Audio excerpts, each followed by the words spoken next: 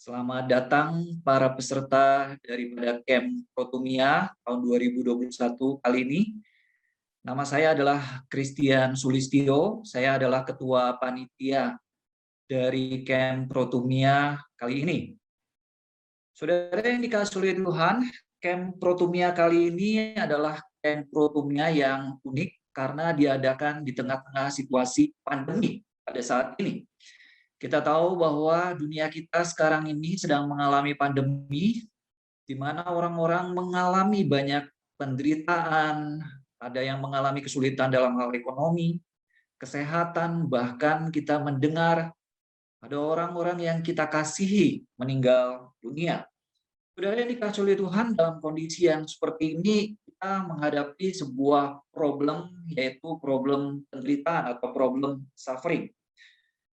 Saudara, di tengah-tengah kondisi seperti inilah, maka Camp Protumia kali ini diadakan. Camp Protumia kali ini diadakan supaya memperkuat dan menolong iman jemaat Tuhan di tengah-tengah kondisi ini untuk tetap kokoh dan teguh di dalam Tuhan. Camp Protumia ini juga menolong untuk jemaat sekalian tetap memiliki pengharapan di dalam Tuhan, memiliki penghiburan di dalam Tuhan, bahkan memiliki kekuatan untuk tetap melayani Tuhan di tengah-tengah kondisi yang tidak mudah seperti ini. Saudara, oleh sebab itu, untuk tujuan itulah memperkokoh iman percayaan anak Tuhan, memberikan penghiburan, pengharapan, dan kekuatan untuk boleh melayani Tuhan, maka camp ini diberikan.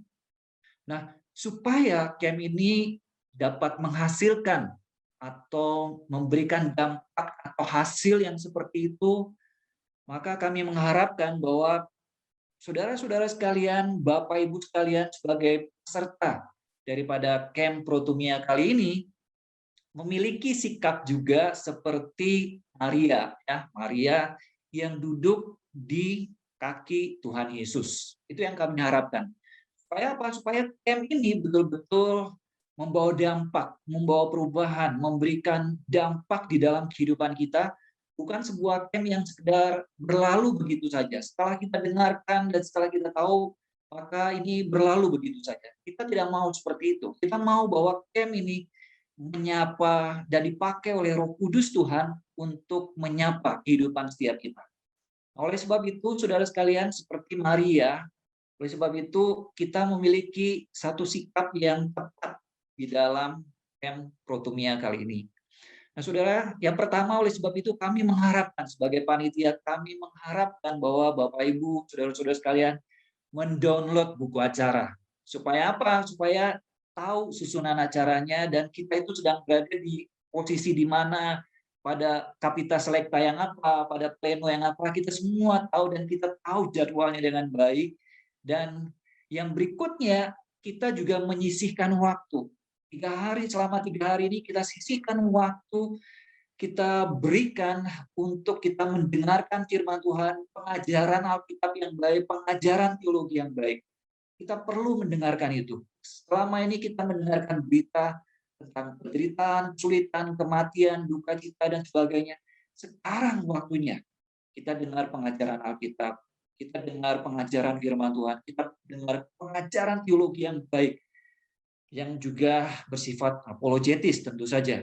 Kita perlu waktu itu. Oleh sebab itu saya menyarankan Bapak Ibu Saudara-saudara untuk menyediakan waktu untuk mendengarkan Camp Protumia ini.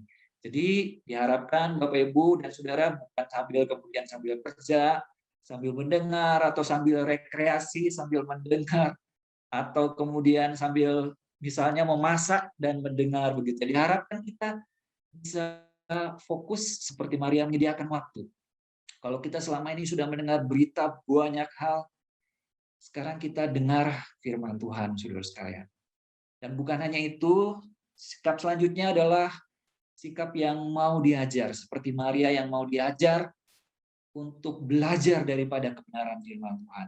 Nah, camp ini disebut protumia, bukan tanpa alasan, saudara. Protumia itu dari bahasa Yunani yang artinya kesiapan kita untuk mendengar, kerinduan kita untuk mendengar, dan tentu saja kerinduan untuk belajar. dan diubah oleh firman Tuhan itu, oleh pengajaran daripada Alkitab yang baik. Jadi kami mengharapkan bahwa melalui camp ini betul-betul bisa menyapa hidup kita, mengubah hidup kita, memberi kekuatan kepada kita. Pada waktu kita menghadapi pandemi yang nampaknya belum akan cepat selesai, kita berdoa supaya cepat selesai, tapi kita juga berdoa supaya Tuhan memberi kita kekuatan pada waktu kita melewati pandemi seperti ini. Dan saya berdoa dan saya berharap bahwa setiap kita para peserta boleh betul-betul diperlengkapi, disapa oleh kebenaran-kebenaran firman Tuhan, oleh pengajaran Alkitab yang baik, dan kita diberikan kekuatan untuk masuki pandemi ini kembali, saudara. Saya berdoa dan saya berharap semua kita diberkati oleh Tuhan melalui camp Protopnia kali ini. Baik, saya serahkan kepada pemimpin acara untuk waktu berikutnya. Selamat pagi Bapak, Ibu, dan saudara-saudara semua. Kita patut bersyukur kepada Tuhan karena pagi ini kita masih diberi kesempatan oleh Tuhan untuk berkumpul, beribadah, dan mendengar firman Tuhan.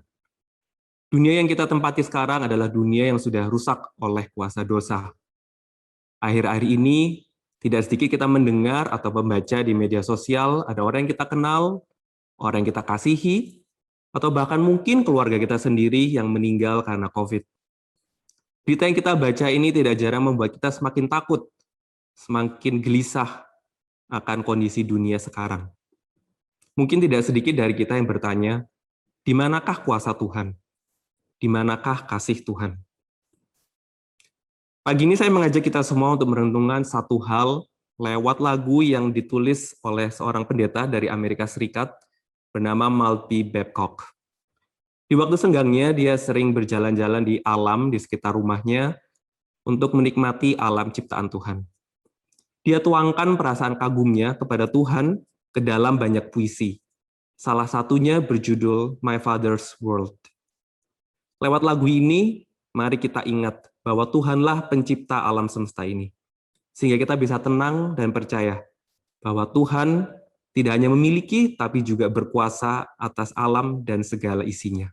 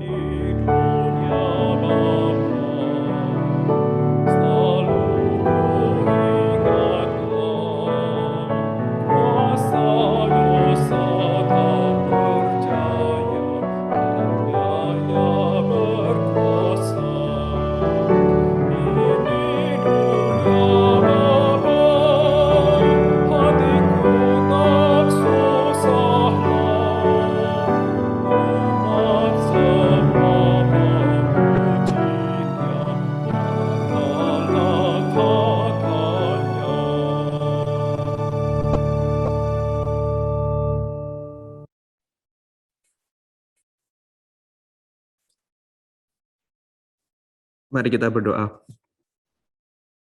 Tuhan, Allah kami yang bertahta di kerajaan surga, kami di pagi ini memuji kebesaran-Mu. Kami bersyukur bahwa kami memiliki Allah yang berkuasa atas alam ciptaan ini. Pagi ini kami mohon hikmat dan pimpinan Tuhan saat kami mendengar firman Tuhan yang akan disampaikan. Biarlah hati dan pikiran kami dipenuhi oleh hikmat Tuhan, sehingga kami dapat memahami dan melakukan apa yang Tuhan ajarkan kepada kami. Terima kasih Tuhan. Kami serahkan doa kami dan jalannya acara hari ini dan 3 hari ke depan di dalam nama Yesus Kristus, Juru Selamat dan Penebus kami yang hidup. Amin. Tuhan, jadilah hikmatku. Tuhan, jadilah satu-satunya pemimpin dalam hatiku. Itu adalah sepenggal lirik dari teks lagu Be Thou My Vision, sebuah lagu Irlandia yang teksnya ditulis pada abad ke-8 Masehi, yaitu awal masa kekristenan di Irlandia. Mari sembari kita menyanyikan lagu ini, kita berdoa supaya Tuhan benar-benar menjadi hikmat kita saat kita bersama-sama mendengar dan belajar firman Tuhan pada pagi hari ini, beberapa hari ke depan, dan bahkan sepanjang hidup kita.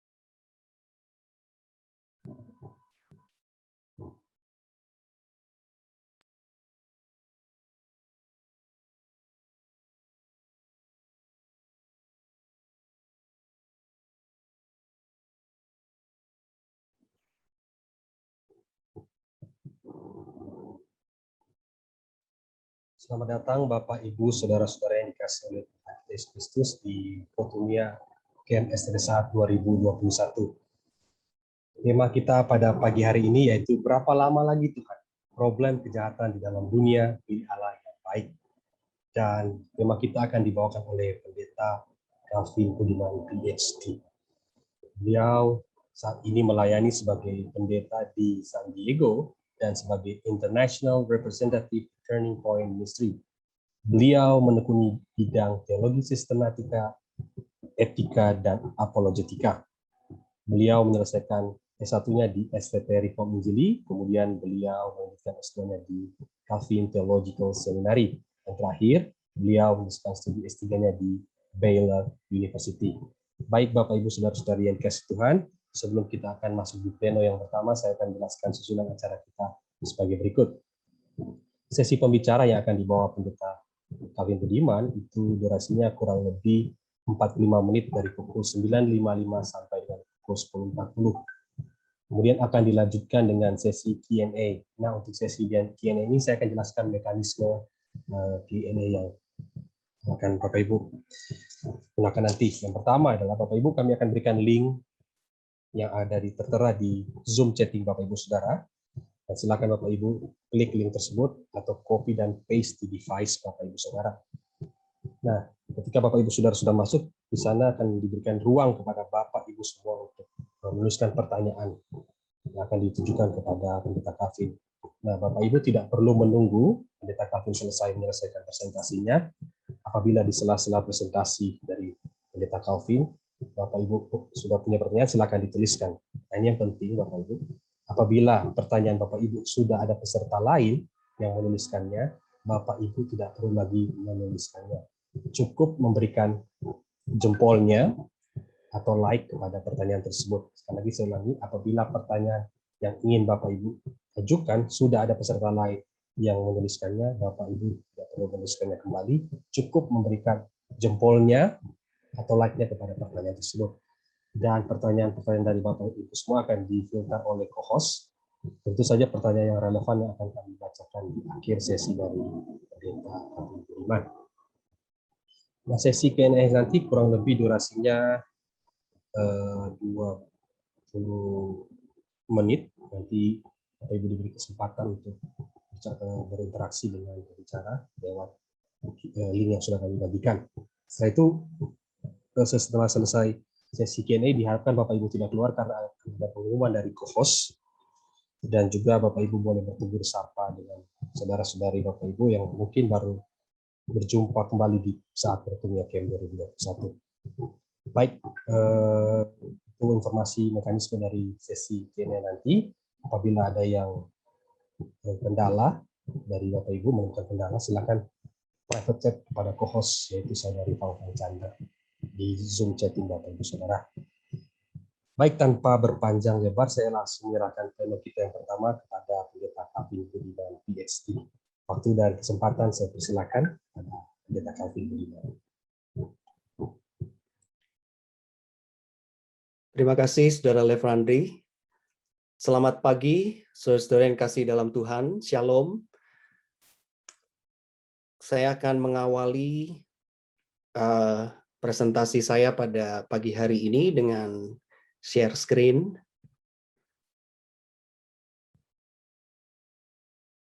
Dengan membagikan makalah hari ini. Oke.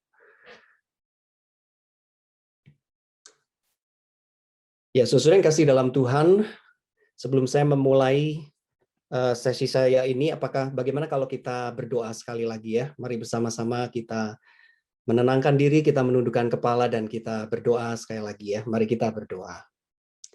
Bapa di surga, kami sungguh bersyukur ya Tuhan untuk kesempatan pada pagi hari ini. Di tengah-tengah pandemi ini, Engkau boleh mengumpulkan kami walaupun secara online. Kami berdoa kiranya Engkau yang membuka hati dan pikiran kami, supaya di dalam waktu ke depan ini, dalam 1 jam atau 2 jam, Tuhan boleh melengkapi kami, bahkan dalam sepanjang hari ini, Tuhan membuka pikiran dan hati kami untuk boleh mendengar Engkau berbicara di dalam hati kami ya Tuhan. Di dalam nama Tuhan kami Yesus Kristus kami berdoa. Amin. Sesuai yang kasih dalam Tuhan, ini adalah tema kita pada sesi yang pertama ini. Berapa lama lagi Tuhan? Problema kejahatan di dalam dunia milik Allah yang baik. Sesudah tahun 2005, itu terjadi satu badai yang sangat besar di Amerika, namanya Badai Katrina, di New Orleans, di Amerika. Di negara bagian Louisiana. Badai ini menelan korban sebanyak 1.800 orang. Dan total kerugian secara materi itu diperkirakan jumlahnya adalah $125 miliar Amerika, ya. 125 miliar dolar. Nah, saudara, pada waktu sesudah peristiwa ini terjadi, ya, sesudah badai Katrina ini terjadi, beberapa orang itu memberikan pendapat. Nah, ini beberapa pendapat yang saya coba catat begitu. Ada orang yang mengatakan, kenapa terjadi badai Katrina di Amerika yang begitu besar? Ya, ada orang yang mengatakan Tuhan menghukum Amerika karena mereka melakukan aborsi dan homoseksualitas. Ada lagi yang mengatakan, kenapa terjadi badai yang menelan korban begitu besar? Karena Allah menghukum Amerika karena mereka menyerang Afghanistan dan Irak. Lalu ada lagi yang mengatakan Tuhan menghukum Amerika karena Amerika mendukung penjajahan Israel atas Palestina. Lalu ada lagi yang mengatakan, yang terakhir ini kalau tidak salah dari wali kota dari New Orleans sendiri, Allah marah kepada Amerika. Ia mengirim kita badai demi badai demi badai. Nah, saudara, di tengah-tengah musibah, ya, di tengah-tengah persoalan kehidupan, termasuk pandemi, kebanyakan kita secara otomatis itu mengaitkan isu tentang suffering, penderitaan, dengan hukuman Tuhan atas dosa. Kebanyakan orang, bukan hanya orang-orang Kristen, ya, orang-orang di luar kekristenan pun mereka menganut suatu paham bahwa kalau terjadi bencana alam, maka respon yang otomatis ada pada umumnya adalah Tuhan marah, maka kita dihukum, ya, karena perbuatan kita yang salah. Jadi saudara, komentar-komentar seperti ini bukan hanya diberikan waktu orang melihat seperti badai Katrina, tetapi kalau saudara ingat di Indonesia pernah terjadi tsunami, di Jepang pernah terjadi tsunami juga begitu. Nah, ini sesuatu pendapat yang sangat umum, begitu ya, bahwa kita selalu mengaitkan antara penderitaan, masalah dengan hukuman Tuhan, ya, dengan hukuman Tuhan karena perbuatan dosa. Jadi pasti ada sesuatu yang salah yang kita lakukan.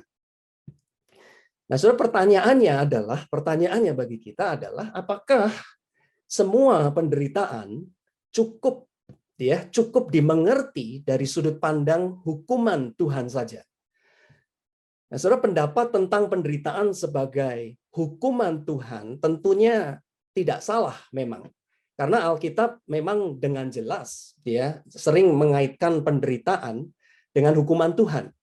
Alkitab mencatat misalnya dari sejak peristiwa Nuh, gitu ya, Sodom dan Gomora, atau dari mulai Adam dan Hawa, gitu ya. Kemudian peristiwa Tulah di Mesir, pembuangan bangsa Israel ke Asyur dan ke Babel. Ini semua adalah hukuman Allah atas dosa manusia atau umatnya.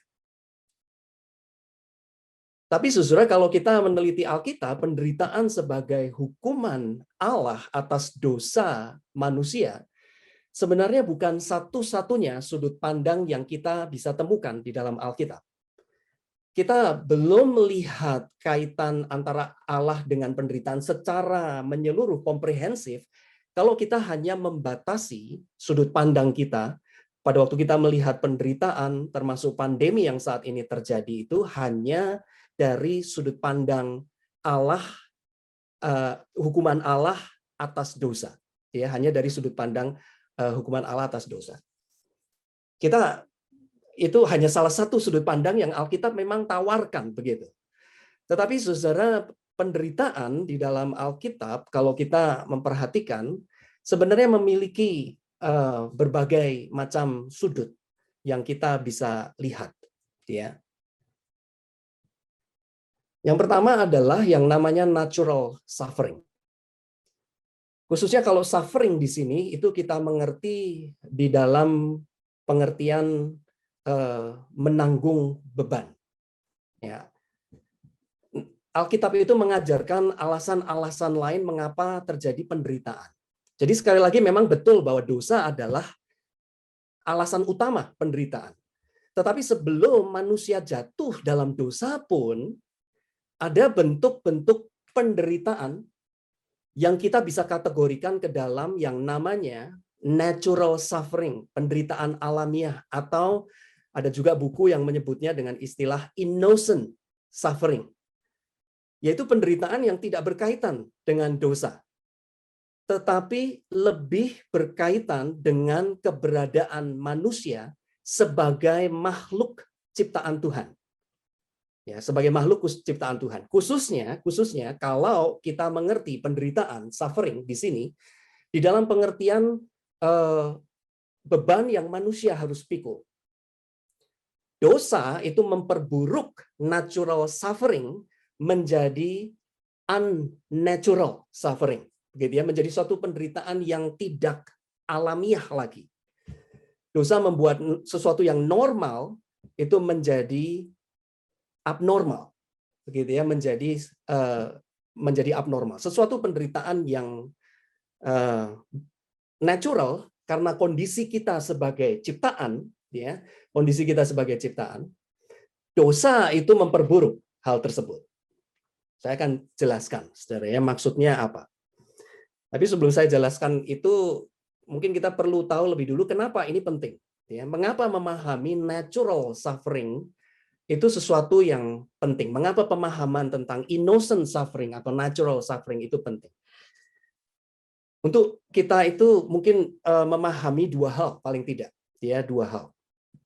Yang pertama adalah kontinuitas dan diskontinuitas dari dunia sebelum kejatuhan, ya, dan sesudah kejatuhan. Kita seringkali menganggap bahwa realitas dunia sebelum kejatuhan dan sesudah kejatuhan itu dua dunia yang berbeda sama sekali, begitu. Nah, saudara, pemahaman seperti itu tidak benar, begitu.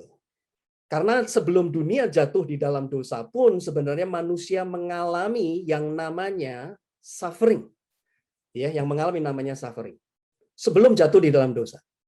Sebaliknya, sesudah manusia jatuh di dalam dosa, dunia ini hidup di bawah hukuman Allah, ya, yang di bawah kutukan Allah, dunia yang sudah jatuh dalam dosa. Pemazmur itu tetap memuji dunia di mana kita tinggal ini sebagai dunia yang luar biasa indahnya. Mazmur 8, Mazmur 139 dan sebagainya, begitu ya.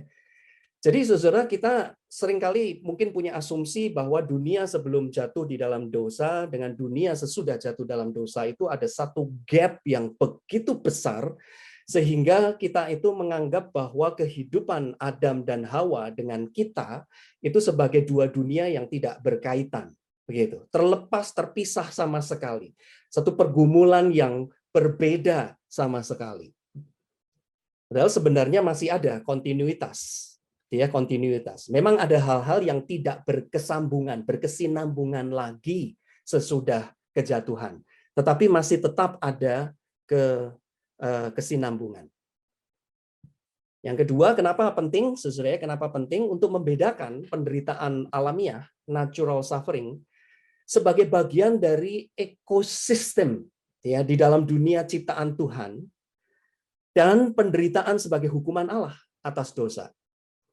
Nah, mungkin saya perlu tambahkan, dan bentuk penderitaan lain yang Tuhan itu izinkan terjadi dalam hidup kita, yang kita akan lihat. Ya, saya akan tunjukkan nanti di bagian yang berikutnya. Gitu. Jadi, saudara, terkadang kita itu terkena efek dosa sekarang ini dalam bentuk bencana alam, gitu ya.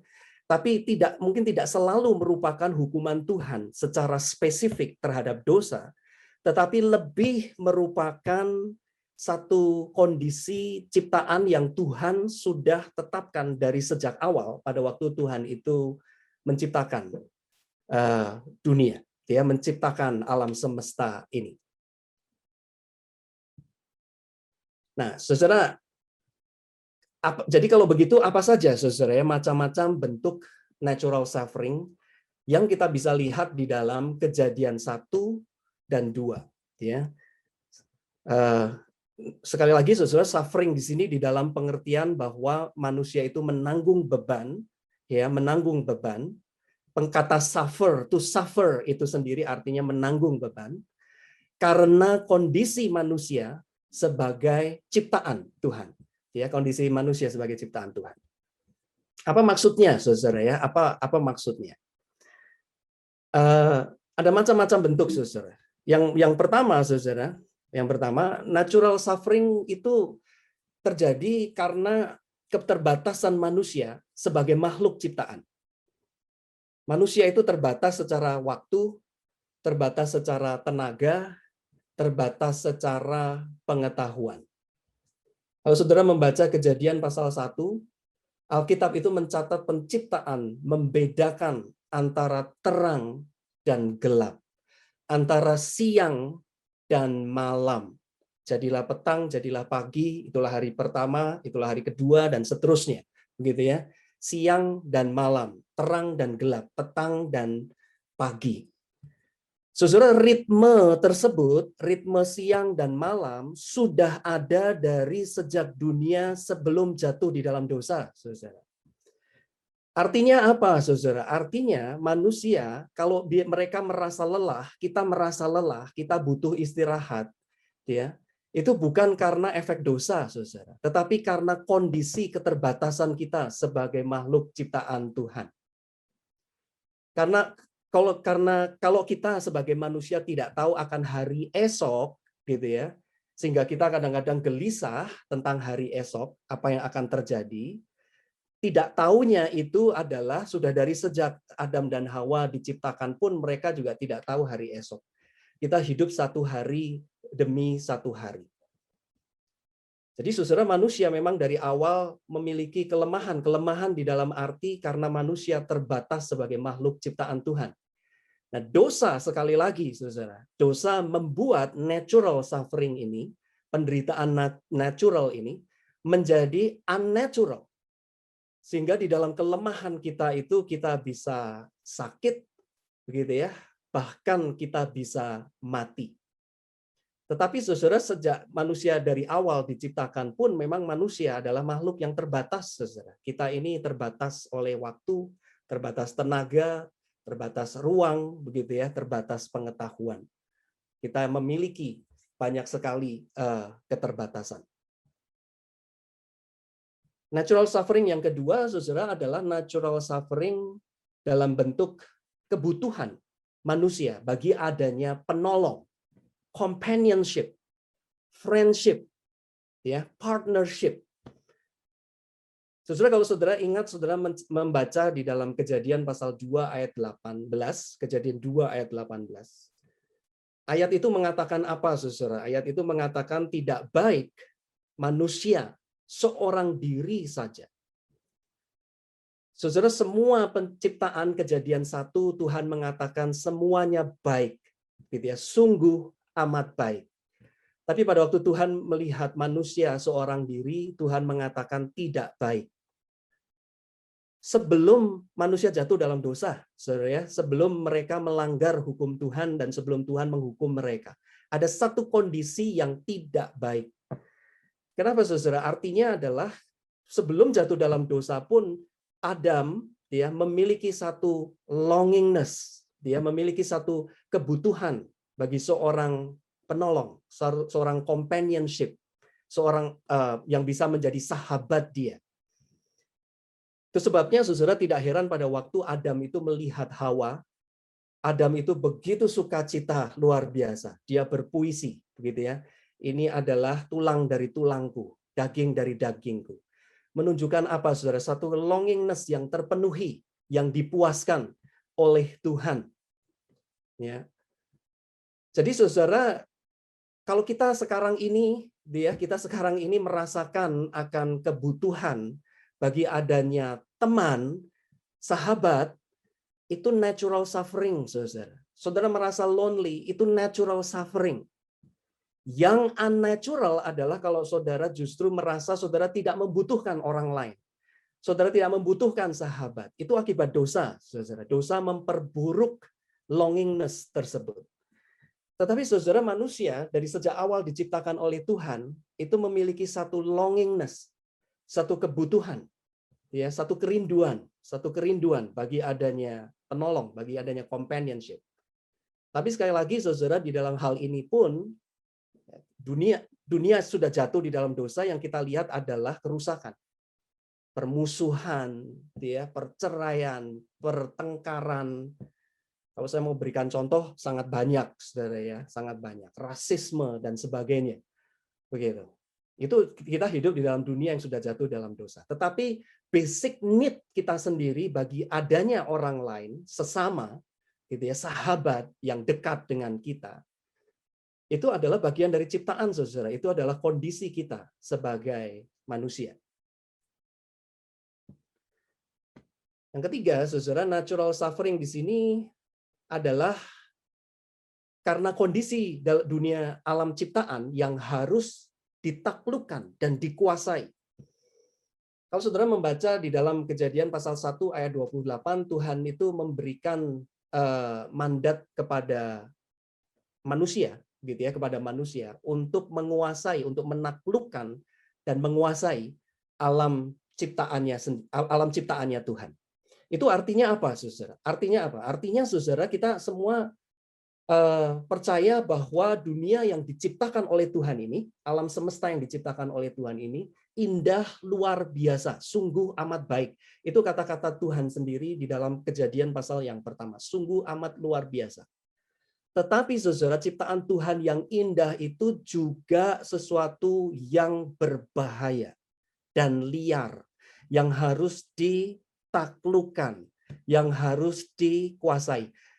Ada satu, saya akan berikan beberapa catatan tambahan untuk poin yang ketiga ini, saudara, ya. Ada kalau kita melihat beberapa ayat yang lain, saudara, natural evil, kematian dan penderitaan, apakah memang sudah ada sebelum kejatuhan?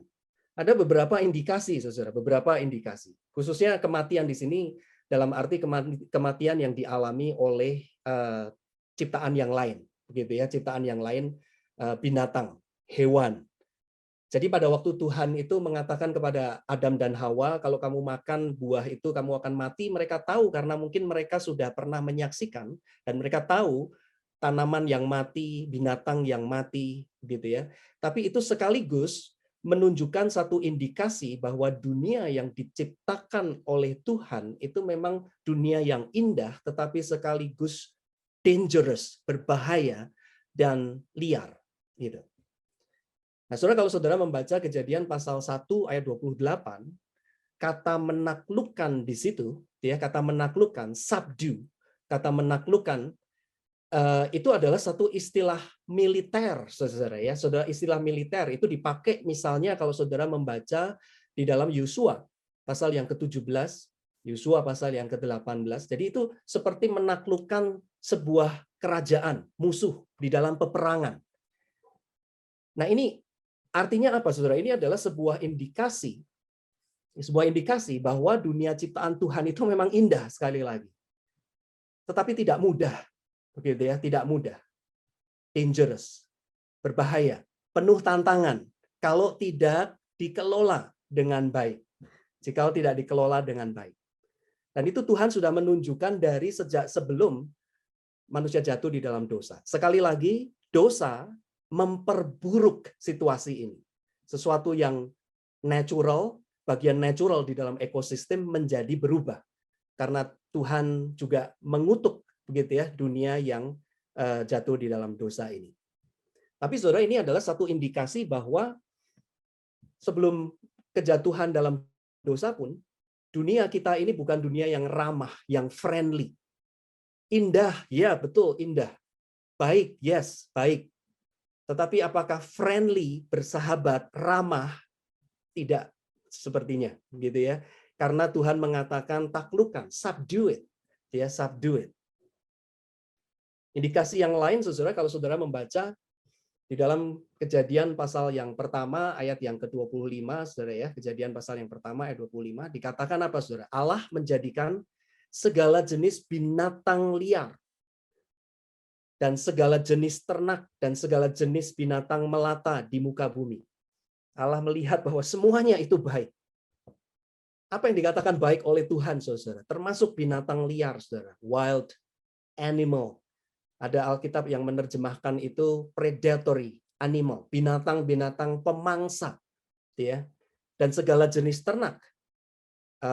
Habemah, gitu ya. Satu binatang yang bisa dijinakan untuk tujuan-tujuan yang membantu manusia. Tapi juga ada binatang yang melata, gitu ya. Binatang-binatang yang tinggal di tanah begitu. Jadi saudara, bahkan kalau saudara membaca di dalam Ayub pasal yang ke-38, ya, Ayub pasal 39, lalu Mazmur 100 yang keempat, ya, di situ saudara akan melihat petunjuk bahwa pada waktu Tuhan menciptakan dunia, dari sejak awal itu Tuhan menciptakan beberapa macam binatang buas, wild animals. Ya, wild animals. Jadi memang ada binatang yang bisa dijinakan, yang mungkin dipakai untuk kepentingan peternakan begitu ya oleh Adam dan Hawa. Tapi ada binatang yang liar. Ada binatang yang liar yang apa namanya, yang tidak wild, yang bukan predatory begitu ya, yang bukan pemangsa begitu ya. Tetapi ada binatang yang liar yang juga adalah binatang pemangsa, binatang lain. Termasuk seperti yang dikatakan Mazmur 104, di situ diceritakan tentang singa yang menerkam apa namanya, rusa begitu. Mazmur 104 itu berbicara tentang penciptaan, saudara, sebelum dunia jatuh di dalam dosa. Jadi saudara, Tuhan itu menciptakan ekosistem begitu ya, satu dunia ciptaan ini yang memang perlu ditaklukkan, perlu dikendalikan. Kalau kita ambil contoh sekarang ini, virus itu salah satu bagian dari ciptaan Tuhan, saudara, virus. Dan ilmu biologi, kedokteran, saudara yang belajar biologi, khususnya microbiology, gitu ya, atau saudara yang belajar kedokteran, itu ilmu kedokteran, ilmu biologi membuktikan bahwa tidak semua virus itu jahat, saudara. Tidak semua virus itu tidak baik. Ada virus itu yang ada sejumlah besar virus yang sebenarnya menolong organisme yang lain untuk melawan hal-hal yang tidak baik, untuk melawan bakteri, gitu ya, untuk melawan virus-virus yang lain. Tapi saudara, sekali lagi karena dosa, virus itu menjadi lebih liar dan bermunculan virus-virus yang tidak baik. Saya mencoba untuk sedikit cari tahu virus itu apa sih sebenarnya begitu ya pada waktu terjadi awal-awal pandemi begitu. Saya bukan orang yang belajar biologi, tapi saya pengen tahu.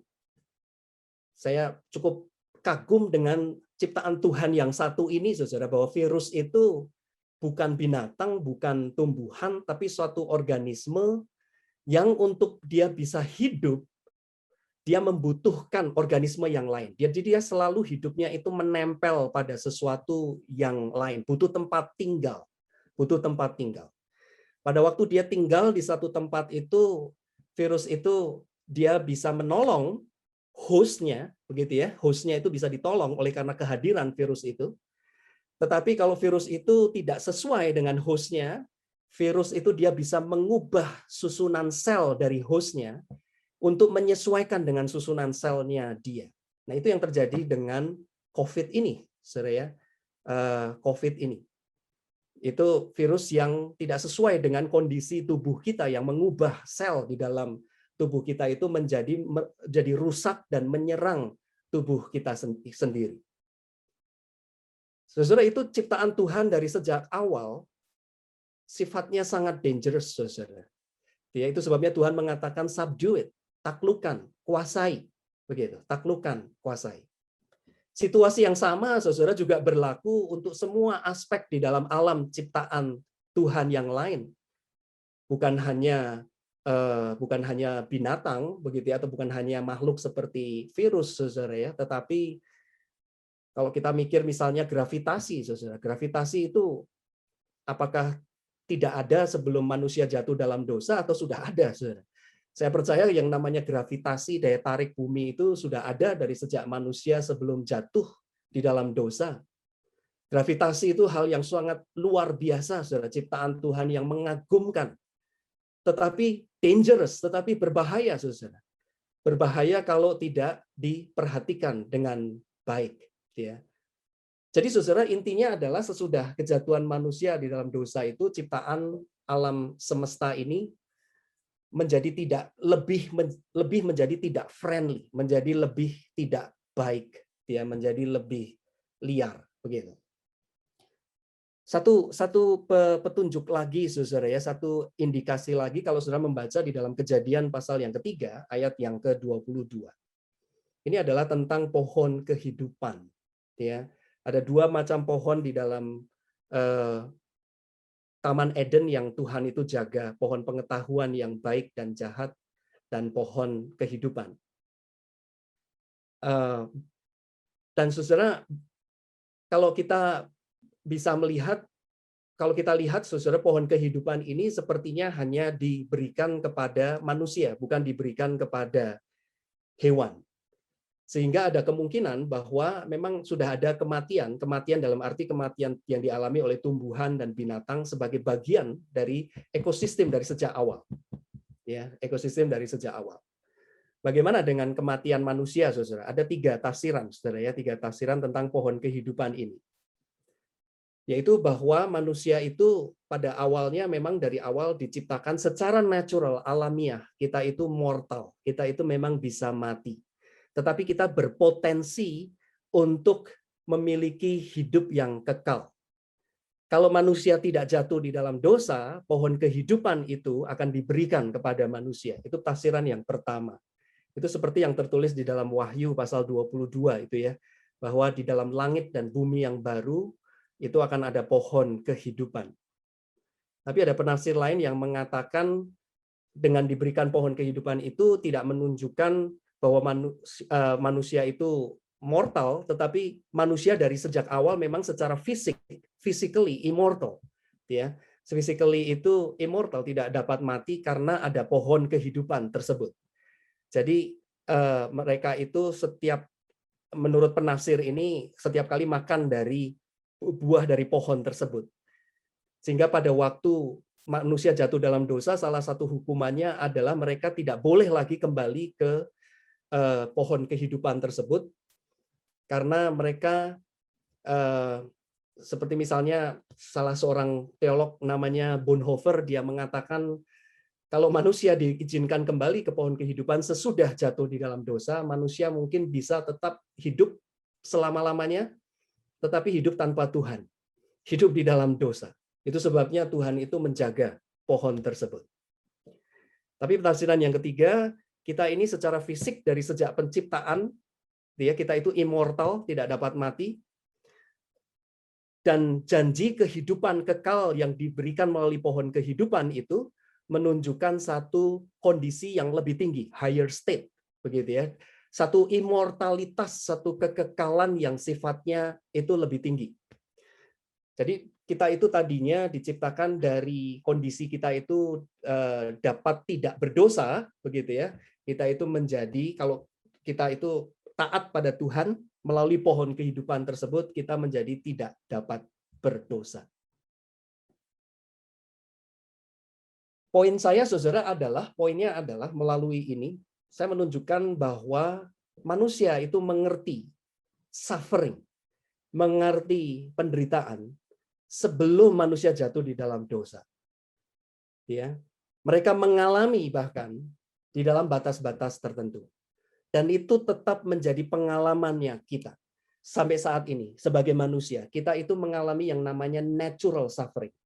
Tidak semua apa yang kita alami saat ini adalah hukuman Tuhan atas dosa kita.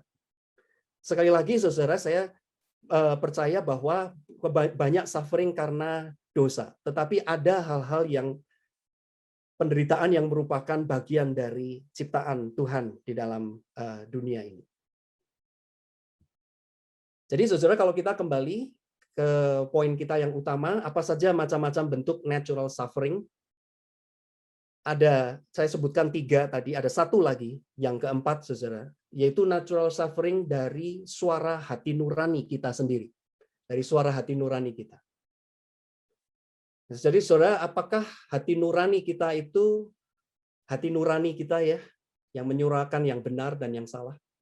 Baru ada sesudah manusia jatuh dalam dosa atau sebelum manusia jatuh di dalam dosa? Dari sejak sebelum manusia jatuh dalam dosa pun manusia bisa merasakan, Adam dan Hawa bisa merasakan suara hati nurani, mana yang benar, mana yang salah. Saya percaya sebelum mereka jatuh dalam dosa pun mereka bisa merasakan itu. Apa buktinya, saudara? Kalau kita baca di Kejadian pasal 2 ayat yang ke-17, mereka sudah tahu membedakan mana yang baik dan mana yang jahat, mana yang benar, mana yang salah.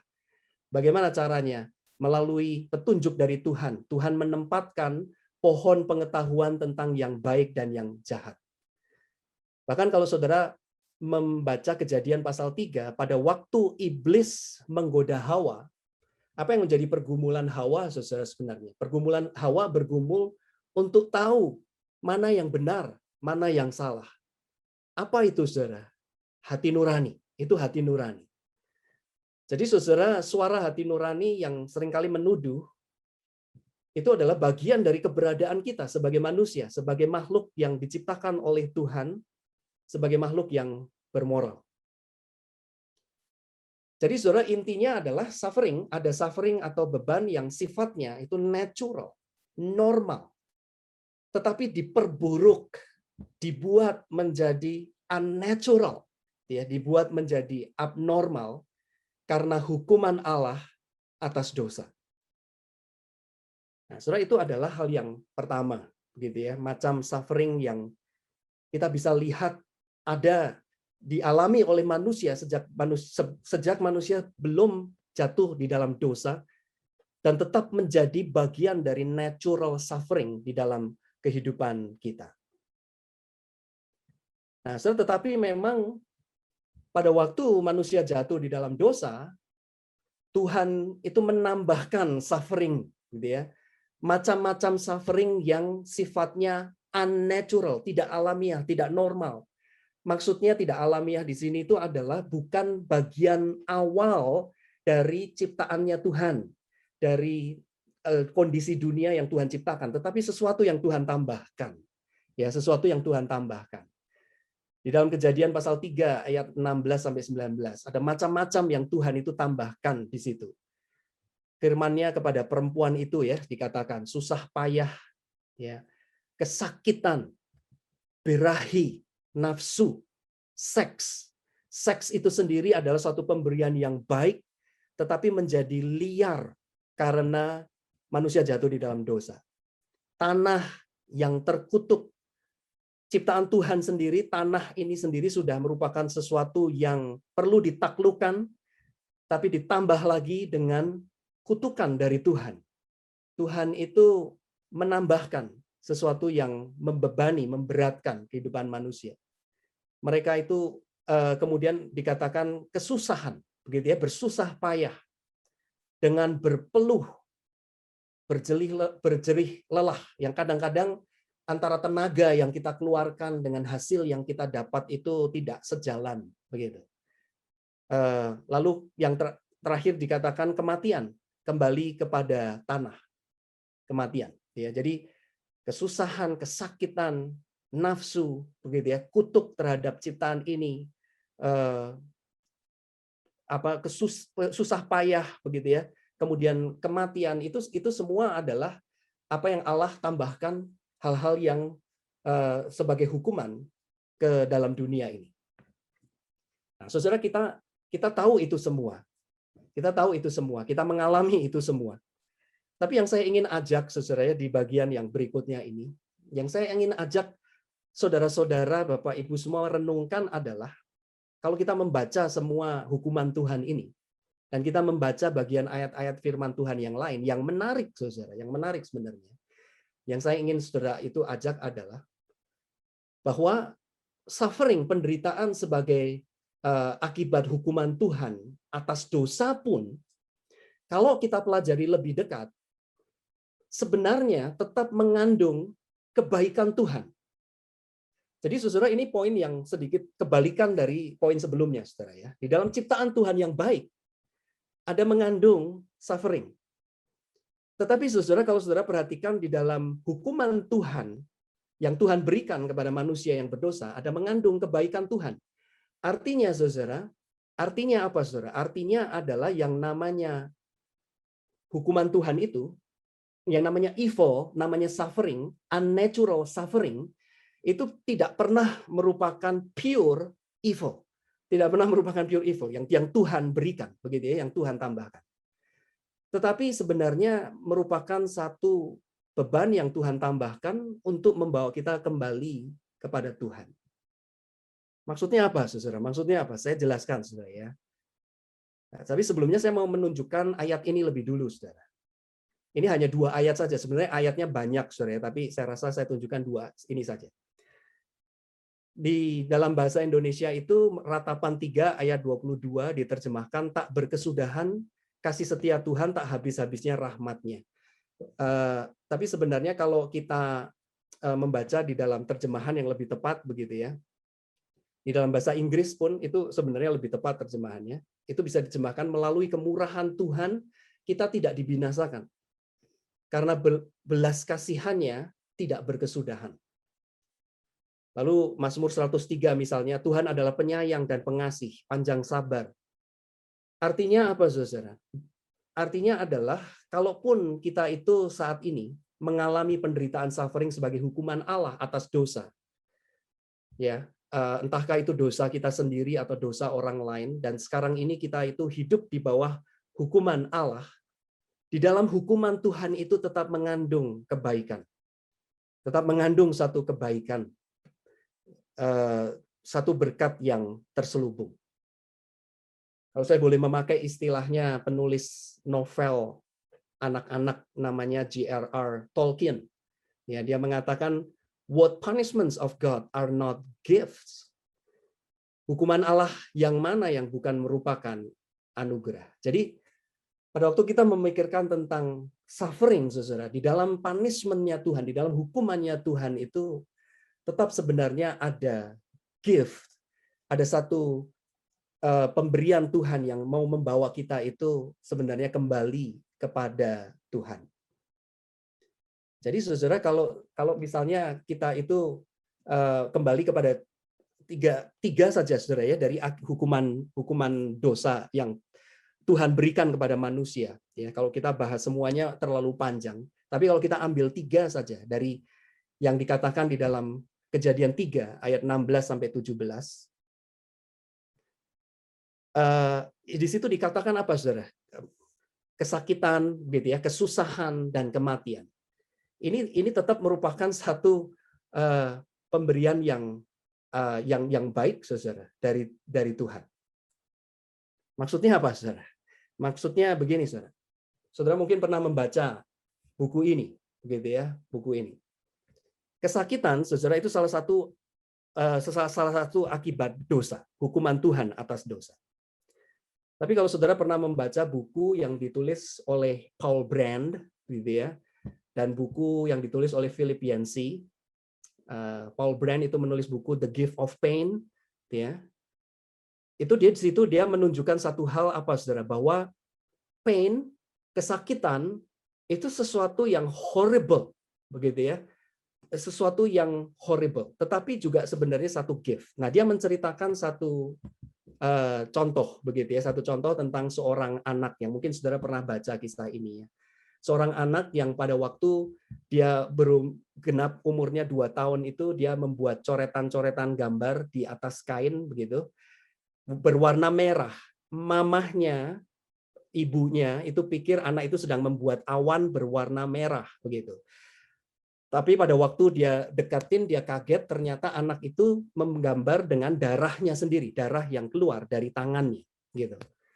Nah, itu membuat ibunya terkejut. Jadi rupanya anak ini dia gigit gitu ya, dia gigit jarinya sendiri karena dia tidak berasa sakit sampai keluar darah, lalu dia membuat coretan-coretan itu dengan darah yang keluar dari tangannya. Dan ternyata bukan hanya jarinya dia yang tidak bisa merasakan sakit, dia ternyata kakinya dia juga, lalu lama-lama itu hampir sebagian besar dari tubuhnya dia itu tidak merasakan sakit sehingga dia harus kehilangan tangan, kehilangan jari, dan kehilangan kakinya karena dia tidak merasakan sakit. Sehingga kadang-kadang ada paku yang menempel, dia tidak merasakan sakit, ada jarum yang menempel, dia tidak merasa sakit, terjadi infeksi, dia tidak merasa sakit, begitu. Sehingga akhirnya dia itu kehilangan jarinya dan kehilangan kakinya.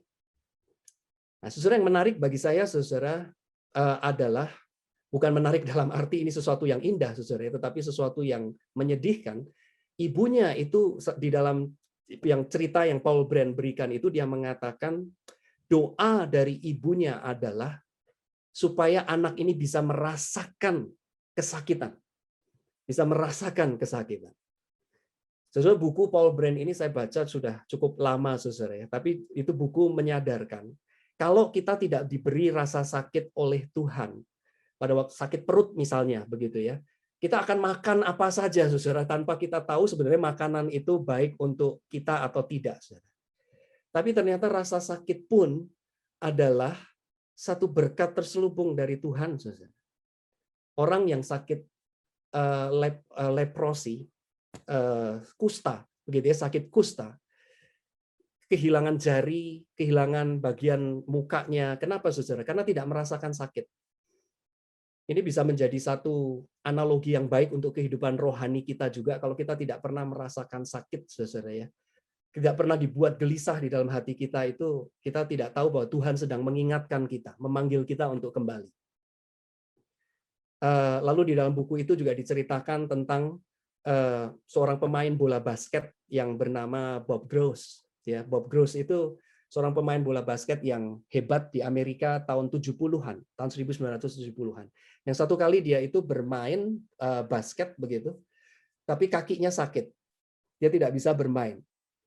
Akhirnya apa yang dilakukan oleh si pelatihnya? Karena itu pertandingan yang penting begitu ya. Dia suntik kakinya itu dengan obat painkiller, anti sakit, supaya dia tidak merasakan sakit.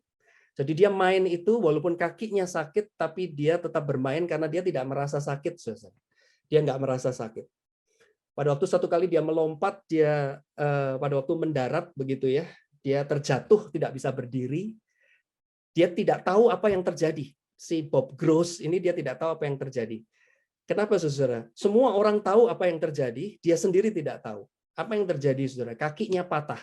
Kakinya patah itu dia tidak bisa, tidak merasa. Nah, saudara, karena itu dia tidak pernah bisa bermain basket lagi. Karirnya berakhir, gitu ya, karirnya berhenti.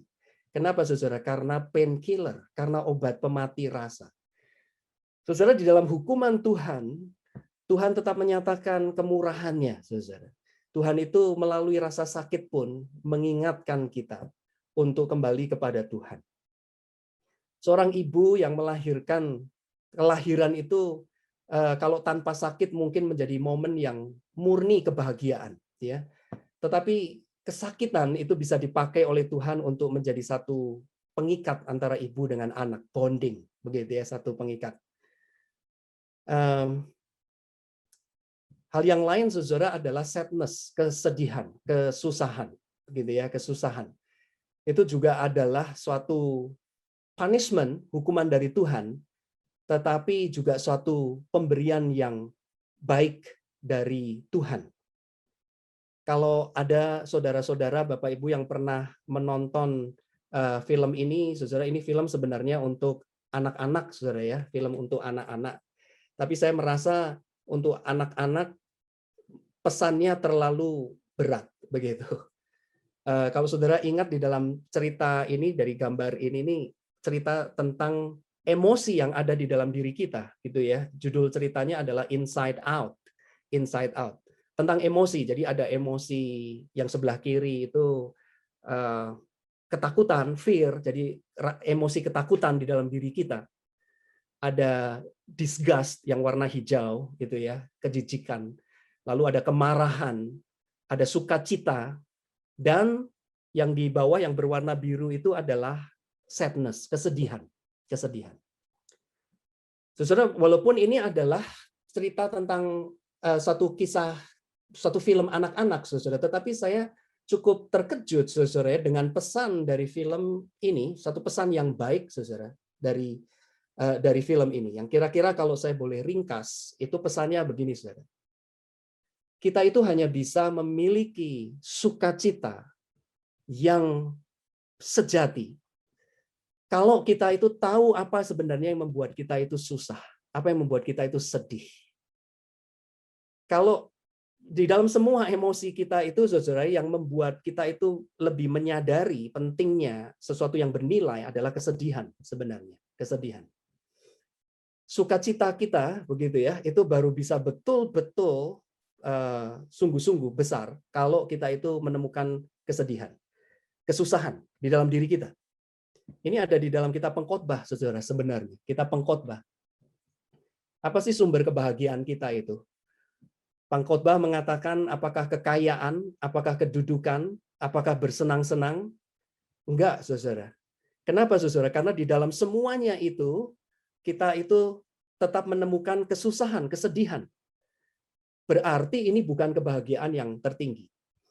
Jadi, saudara, kesusahan itu adalah satu hukuman Tuhan sesudah manusia jatuh di dalam dosa. Tetapi di dalamnya tetap mengandung kebaikan Tuhan. Karena justru kesusahanlah yang membawa kita kembali kepada Tuhan. Bukan emosi yang lain, saudara. Khususnya bukan emosi kebahagiaan. Orang seringkali lupa Tuhan kalau bahagia. Tapi apa yang membuat kita ingat Tuhan, saudara? Kesusahan, kesedihan. Itu sebabnya, saudara, walaupun kesedihan itu sesuatu yang Tuhan tambahkan di dalam dunia yang jatuh di dalam dosa ini, tetapi ini satu berkat Tuhan yang membawa kita kembali kepada Tuhan. Itu sebabnya tidak heran kalau Pengkhotbah pasal 7 ayat 2 mengatakan apa, saudara? Pergi ke rumah duka lebih baik daripada pergi ke rumah pesta. Karena apa, saudara? Karena di rumah dukalah kita itu merenungkan tentang arti hidup ini, tentang kondisi kita yang berdosa, tentang nilai hidup, tentang tujuan hidup, tentang Tuhan, tentang kekekalan, gitu ya, tentang hal-hal yang bernilai. Emosi yang lain, saudara, seringkali tidak menolong kita. Kebahagiaan seringkali tidak membuat kita memikirkan tentang hal-hal yang bernilai. Tetapi kesedihan, kesusahan, mau tidak mau itu menolong kita untuk membawa kita kepada satu hal yang bernilai. Nah, saudara, karena waktu mungkin saya akan lompat ke bagian yang terakhir, saudara ya. Termasuk kematian, saudara. Tadi saya menyebutkan kesakitan, kesusahan, dan kematian. Apakah kematian juga punishment dan gift? Ya, saudara, khususnya kalau kita itu lihat dari sudut pandangnya Kristus, begitu ya. Dari sudut pandang Kristus. Karena Kristus, sejak Kristus datang, dia menunjukkan bahwa kematian itu adalah pernyataan kasih yang terbesar, bukan lagi hukuman Tuhan. Tapi kalau kita ingat, ya, kapan kematian itu akan menjadi sesuatu yang baik? Kapan itu dijanjikan oleh Tuhan akan menjadi sesuatu yang baik? Dari sejak Tuhan memberikan hukumannya kepada manusia. Kejadian 3 ayat 15. Pada waktu juru selamat itu datang, ya, itu akan membalikkan ini semua. Jadi di dalam hukuman Tuhan, kesakitan, kesusahan, kematian, Tuhan itu tetap menyatakan kebaikannya. Saya tetap menyatakan kebaikannya.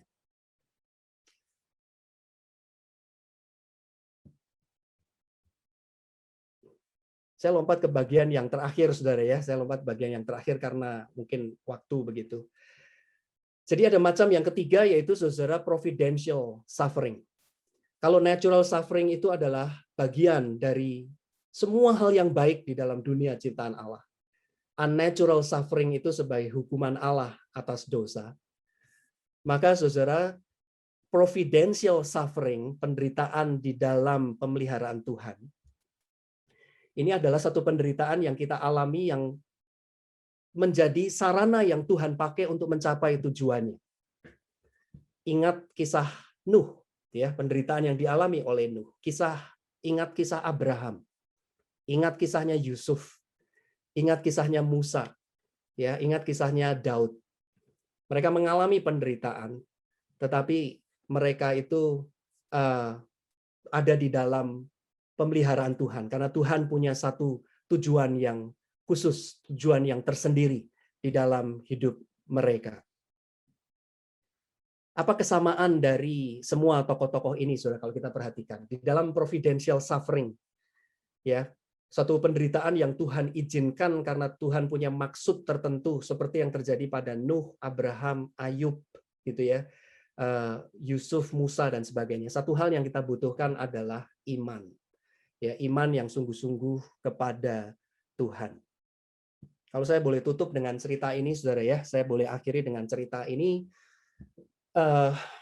Ada seorang rekan hamba Tuhan itu yang satu kali dia itu menceritakan tentang pengalamannya mengunjungi jemaatnya yang di rumah sakit. Mengunjungi jemaatnya di rumah sakit yang terkena kanker stadium yang sudah cukup tinggi. Jadi dokter itu sebenarnya sudah memvonis dia itu tidak akan sembuh dan hidupnya itu hanya tinggal beberapa minggu saja. Jadi pendeta ini, hamba Tuhan ini, pada waktu dia akan ke rumah sakit mengunjungi pasien yang sakit ini, dia bergumul kira-kira dia harus bicara apa dengan pasien ini dan dia harus ngomong apa dengan suaminya. Ya, tidak mudah saudara mengunjungi pasien yang sudah sakit parah. Apa yang harus disampaikan begitu kepada keluarganya. Nah, saudara, pada waktu si pendeta ini sampai di tempat di rumah sakit, dia bertemu dengan suaminya, suami dari istrinya yang terbaring sakit itu. Pendeta ini dia cukup terkejut gitu karena suaminya itu kelihatan ceria, gitu ya, kelihatan ceria, mukanya tersenyum lebar. Lalu bukan cuma itu saja, suaminya itu mengatakan kepada si Pak Pendeta ini bahwa beberapa hari lagi dia mengatakan begitu, saya dan istri saya, kami akan pergi jalan-jalan, kami akan pergi liburan. Dia mengatakan dia akan pesan tiket gitu ya untuk pergi ke satu tempat untuk pergi berlibur. Lalu saudara, suaminya itu menceritakan alasannya kenapa seperti itu, karena pagi harinya dia berdoa sama Tuhan dan dia merasakan kehadiran Tuhan dan dia merasakan bahwa Tuhan itu berbicara kepada dia. Tuhan itu seperti berbicara kepada dia mengatakan bahwa istrimu itu besok akan sembuh. Istrimu itu besok akan sembuh. Lalu pendeta itu dia hanya bisa mengatakan kalau Tuhan berkenan istrimu akan sembuh. Ya, istrimu akan sembuh. Suaminya itu mengatakan, Pak Pendeta jangan ngomong begitu. Pak Pendeta harus mengatakan istri saya pasti sembuh. Tidak mungkin tidak sembuh. Lalu saudara, setelah peristiwa itu pendeta ini pulang gitu ya, sampai di rumah, besok paginya dia menerima teks dari suaminya. Dari suami ibu tersebut. Ya. Dan di dalam teks tersebut suaminya itu mengatakan bahwa istrinya itu meninggal dunia. Malam harinya itu meninggal dunia. Nah, saudara, singkat cerita, saudara, si suaminya itu kecewa bukan main karena peristiwa tersebut. Dan sejak peristiwa itu, suaminya tidak pernah lagi mau pergi ke gereja, bahkan dia akhirnya menjauh dari Tuhan. Saudara, pertanyaannya bagi setiap kita adalah, yang salah siapa, saudara? Apakah Tuhan tidak menjawab doanya? Saudara, bagi saya, saudara, yang salah adalah imannya dia. Yang salah adalah pengertian tentang imannya. Bahwa karena beriman, begitu ya, maka semua yang baik dari Tuhan itu pasti yang akan terjadi. Belum tentu, saudara. Di dalam pemeliharaan Tuhan, kalau kita melihat kitab Ibrani pasal yang pertama misalnya, ya, itu tokoh-tokoh iman. Di dalam Ibrani di situ dikatakan bahwa sebagian besar tokoh-tokoh iman itu tidak mengalami kelepasan, tidak mengalami kemerdekaan dari penderitaan yang mereka itu alami. Ada yang dibunuh, digergaji, dirajam batu sampai kematiannya. Tetapi mereka tetap beriman kepada Tuhan.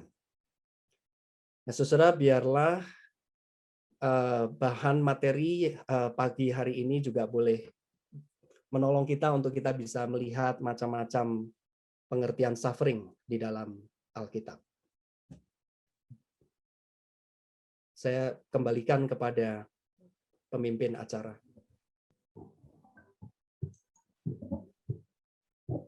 Baik Bapak Ibu, saudara-saudara yang kasih, kami ucapkan terima kasih juga buat perhatian Bapak Ibu dan Pak Kapten yang sudah memberikan presentasi kurang lebih 45 menit.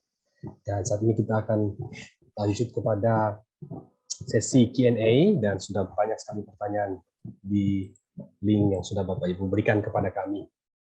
Nah, saya akan langsung mulai aja pertanyaan yang pertama, yaitu dengan like yang paling banyak. Yaitu pertanyaan pertama ditujukan kepada Pak Calvin, apakah setelah bumi dan langit yang baru, dunia akan kembali kepada pre-fall, termasuk natural suffering? Baik, silakan Pak Calvin. Oh ya, apakah akan kembali kepada pre-fall? Saya rasa tidak, tapi akan menjadi satu dunia yang lebih baik, ya, menjadi dunia yang lebih baik. Kalau kita membaca langit yang baru, bumi yang baru, begitu ya, di situ ditunjukkan ciri-ciri yang berbeda, begitu ya, ciri-ciri yang berbeda yang kalau kita bandingkan dengan Kejadian pasal yang pertama itu kualitasnya jauh lebih indah, jauh lebih mulia. Salah satu perbedaannya adalah kalau kita juga membaca di dalam 1 Korintus pasal yang ke-15 misalnya begitu tentang tubuh kebangkitan, ya, kita akan diberikan satu tubuh yang berbeda sama sekali dengan tubuh yang Tuhan berikan kepada Adam dan Hawa. Kemudian kalau kita membaca juga tentang di dalam kitab Yesaya bagaimana relasi antara binatang yang satu dengan binatang yang lain itu terjadi satu keharmonisan.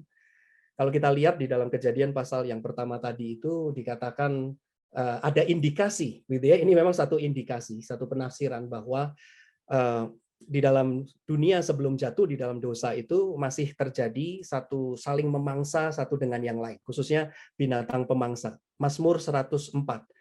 Lalu kitab Ayub, gitu ya, kitab Ayub 38-39 ayatnya persisnya saudara bisa cari. Saya tidak ingat detailnya begitu. Jadi ada satu kualitas yang berbeda. Ada satu kualitas yang berbeda antara pre-fall world, dunia sebelum jatuh dalam dosa, dengan dunia sesudah jatuh di dalam dosa, dan nanti sesudah Tuhan itu memperbaharui ini semua, dunia ini semua. Ya, begitu. Baik, terima kasih Pak Kalim buat jawabannya. Pertanyaan selanjutnya, apakah penderitaan manusia sebelum kejatuhan dosa merupakan keadaan yang sangat menyenangkan di hadapan Allah atau keadaan yang sangat baik di hadapan Allah? Bandingkan Kejadian 1 ayat 21. Silakan Pak Kalim. Sorry, bisa tolong diulangin? Oh. Apakah penderitaan manusia sebelum kejatuhan dosa merupakan keadaan yang sangat menyenangkan di hadapan Allah, keadaan yang sangat baik? Ya, sangat menyenangkan di dalam arti misalnya dikatakan Adam itu bisa berjalan bersama dengan Tuhan, gitu ya. Tuhan itu berjalan di Taman Eden begitu. Itu satu hubungan yang sangat erat begitu, sangat dekat, sehingga dari situ kita bisa membayangkan ya bahwa mereka manusia sebelum jatuh dalam dosa itu memiliki satu hubungan yang sangat baik, satu sukacita yang sangat besar. Kita melihat sesudah manusia jatuh dalam dosa sangat sulit untuk kita bisa datang pada Tuhan, dekat kepada Tuhan. Kita yang sudah percaya pun, kita yang sudah mengalami lahir baru pun, kita kadang-kadang malas untuk bersaat teduh, Kita malas untuk berdoa, kita malas untuk bersekutu dengan Tuhan. Tapi kondisi itu sepertinya tidak ditunjukkan di dalam Kejadian pasal 1 dan 2 sebelum manusia jatuh di dalam dosa. Jadi hubungan manusia dengan Tuhan itu sesuatu kondisi yang sangat indah. Saya percaya itu. Begitu. Baik, terima kasih, Rafin. Pertanyaan selanjutnya, saya bacakan. Mengapa Allah menciptakan dunia yang indah sekaligus menciptakan dunia yang berbahaya dan jahat tadi? Tidakkah ini secara langsung Allah menciptakan kejahatan sehingga memperburuk semua keadaan? Ya, ini satu pertanyaan yang baik. Pertama adalah begini, pertama kita mesti menerima realita bahwa yang menciptakan dunia adalah Tuhan, bukan kita. Jadi bagaimana kondisi dunia itu terserah Tuhan begitu. Dan Tuhan memang sudah menciptakan kondisinya seperti itu. Gitu ya. Artinya ini adalah sesuatu yang indah tetapi sekaligus berbahaya. Tapi kita mesti membedakan, ada beda antara seperti kalau kita orang tua gitu ya. Kita memberikan sepeda kepada anak supaya dia bisa belajar naik sepeda. Tapi dengan dia belajar naik sepeda, kita tahu ada resiko untuk jatuh. Kan ya, ada resiko untuk jatuh. Tapi beda dengan kalau orang tuanya itu sengaja waktu anaknya naik sepeda didorong supaya jatuh. Dua hal yang berbeda, kan ya? Dua hal yang berbeda. Jadi Tuhan itu menciptakan dunia yang seperti ini, yang indah, segala sesuatu yang sangat indah, tetapi keindahannya itu mengandung sesuatu yang tidak ramah, tidak friendly, begitu. Jadi, tapi bukan berarti sekali lagi bahwa Tuhan itu sengaja menjerumuskan manusia, menjatuhkan manusia itu ke dalam dosa, begitu ya, ke dalam kegagalan. Itu saya rasa dua hal yang berbeda, begitu. Terima kasih. Pertanyaan selanjutnya. Karena kita menyadari bahwa suffering is something that common atau wajar terjadi, maka apakah toxic positivity atau menganggap wajar masalah seorang diperbolehkan atau diizinkan? Terima kasih, Pak. Sorry, saya baca ini ya. Karena kita menyadari bahwa common.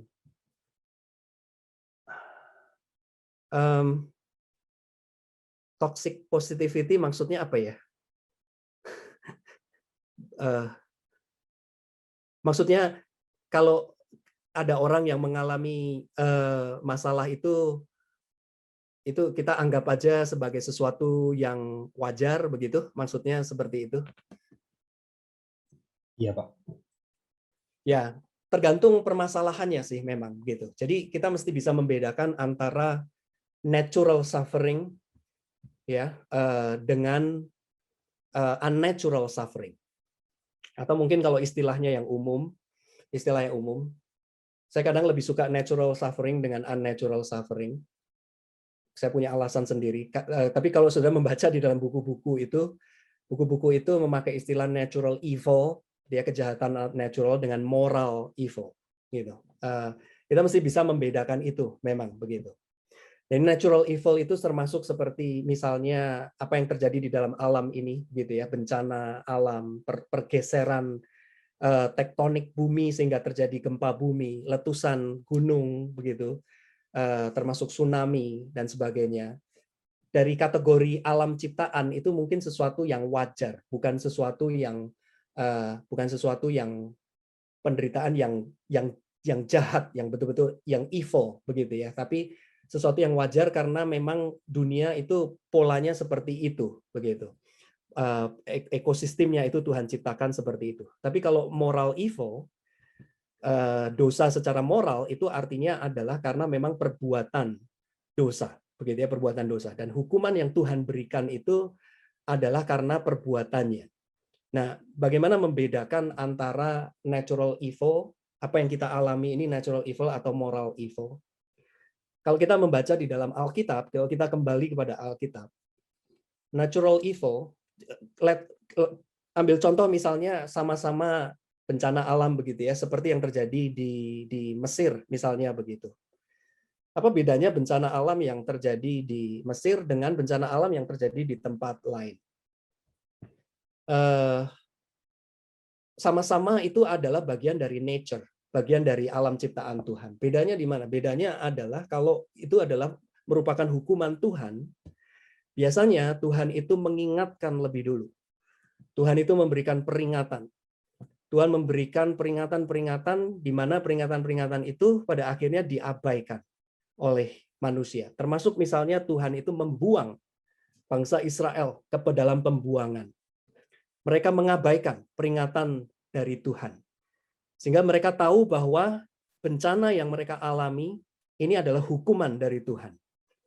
Nah, saudara-saudara juga bisa melihat kepada diri saudara sendiri, begitu ya. Apakah apa yang kita alami atau seseorang alami kepada diri, khususnya kepada kita sendiri, gitu ya. Kita alami ini hukuman Tuhan atau bagian wajar dari dunia ciptaan Tuhan? Apakah kita mengalami itu karena kita tahu kita melanggar rambu-rambu ini yang Tuhan sudah berikan, Tuhan sudah ingatkan kepada kita?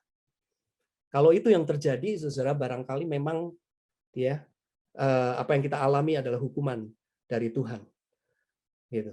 Dan responnya adalah pertobatan. Kita harus betul-betul bertobat. Atau apakah itu menjawab pertanyaannya atau tidak? Apakah pertanyaannya itu atau maksudnya sesuatu yang lain? Ini nggak bisa interaksi sih ya, jadi rada repot. Terima kasih Pak Calvin. Baik, pertanyaan yang selanjutnya ini berkaitan dengan ekologis gitu. Bagaimana sikap kita dalam memperdamaikan antara kenyataan bahwa dunia adalah indah sekaligus berbahaya, khususnya dalam kaitan dengan realitas pengerusakan ekosistem? Bagaimana sikap kita dalam memperdamaikan antara kenyataan bahwa dunia adalah indah dan sekaligus dangerous dengan kaitannya dengan realitas perusakan ekosistem. Ya, saya percaya bahwa pada waktu Tuhan mengatakan kepada Adam dan Hawa, memberikan perintah kepada Adam dan Hawa untuk subdue, begitu ya, untuk menaklukkan, dia menguasai dan menaklukkan. Perintah Tuhan di situ maksudnya bukan mengeksploitasi, tetapi menata, gitu kan ya, menata, membuat menjadi lebih baik justru, begitu. Jadi ciptaan Tuhan itu sudah baik memang, ya, tapi ada aspek-aspek yang tidak friendly, tidak ramah ini yang kita harus atasi. Begitu, yang kita harus atur, begitu ya, harus di-plan, direncanakan, begitu. Tapi bukan tujuannya adalah untuk kita mengeksploitasi. Saya rasa itu bukan maksudnya Tuhan untuk menaklukkan, menguasai, itu bukan dalam arti itu, tapi kita menjadi penata layan, kita ini menjadi pengelola, begitu ya, ciptaan Tuhan yang baik ini, yang Tuhan titipkan kepada kita manusia ini. Semoga itu menjawab. Thank you Pak Calvin. Selanjutnya ada pertanyaan berhubungan dengan kitab Wahyu ya. Bagaimana dengan tulah atau suffering yang ada di dalam kitab Wahyu? Bagaimana dengan ya, tulah di dalam kitab Wahyu? Bisa lebih spesifik atau tidak ya? Apakah maksudnya di sini, apakah penanya bisa membuat ini lebih spesifik? Apakah maksudnya yang ditanyakan pada waktu Tuhan itu mencurahkan hukumannya, begitu ya? Jadi Tuhan mencurahkan cawan murka, lalu sangkakala, ada tujuh sangkakala dan sebagainya, kuda juga yang berwarna-warni gitu. Ya, jadi kalau kita lihat memang Tuhan itu menghukum, begitu ya, menghukum dunia ini. Dan Tuhan tapi menjanjikan bahwa memang Tuhan itu tidak akan menghukum lagi seperti air bah yang terjadi pada waktu peristiwa Nuh, begitu ya, pada waktu peristiwa Nuh. Tapi kalau kita membaca di dalam surat 2 Petrus, maksudnya adalah bukan Tuhan itu akan tidak menghukum lagi, tetapi hukumannya akan berbeda. Begitu. Tuhan tidak menghukum lagi manusia dengan air bah, tapi kalau saudara membaca di dalam surat Petrus itu dikatakan Tuhan akan menghanguskan ciptaannya. Hukuman Tuhan yang berikutnya adalah dengan api, saudara. Itu yang mungkin belum terjadi, begitu ya, yang belum terjadi, atau mungkin sedang terjadi di dalam proses, tergantung konsep eskatologi saudara bagaimana, gitu ya. Jadi saudara di dalam waktu-waktu di dalam proses sejarah ini, Tuhan itu menyatakan murkanya atas dosa manusia dari waktu ke waktu. Kita menunggu kedatangan Kristus yang kedua kalinya itu di dalam arti Tuhan itu juga akan menggenapi hukumannya untuk bisa sampai kepada klimaksnya. Gitu.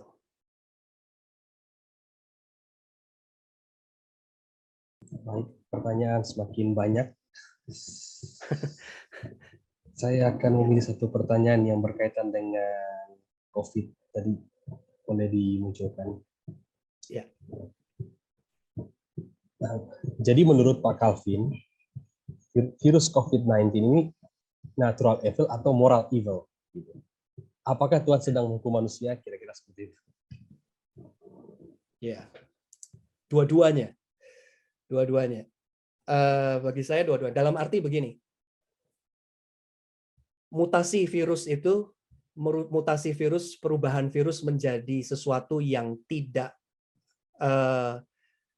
friendly, tidak ramah terhadap manusia, begitu ya, tidak sejalan dengan kondisi tubuh manusia itu adalah bagian dari hukuman Tuhan atas dosa yang manusia lakukan secara general, begitu. Tapi kita tidak bisa mengatakan mungkin ya individu per individu bahwa ini adalah hukuman Tuhan atas dosa orang itu atau si A atau si B, begitu. Itu orang itu sendiri yang bisa tahu. Mungkin dia misalnya sengaja tidak mengikuti protokol kesehatan, tidak bertanggung jawab dalam hidupnya, begitu ya. Dia tidak bisa menyalahkan bahwa ini adalah natural evil yang memang ya karena aku hidup dalam dunia yang berdosa makanya aku sakit, gitu. Kalau kita hidupnya seperti itu mungkin adalah peringatan Tuhan terhadap kesalahan kita sendiri yang kita lakukan. Tapi bagi orang-orang yang lain mungkin ini adalah akibat dosa secara tidak langsung, kita terkena imbasnya di dalam arti karena memang kita hidup di dalam dunia yang jatuh di dalam dosa ini, begitu. Sama seperti ada mobil yang lewat di atas genangan air lalu kita kena cipratannya, begitu. Loh, kita ini orang baik-baik loh. Kita ini hamba Tuhan, kita ini pendeta, kita ini anak Tuhan. Kok bisa kena sakit COVID juga ya, begitu. Karena kita ini kena itu seperti cipratan air tersebut, begitu. Kita sudah kena dampaknya dari dunia yang jatuh di dalam dosa ini. Jadi kalau yang ditanyakan apakah COVID ini natural evil atau moral evil, saya rasa itu dua-duanya. Kita mesti lihat case-nya, siapa yang mengalami itu, begitu.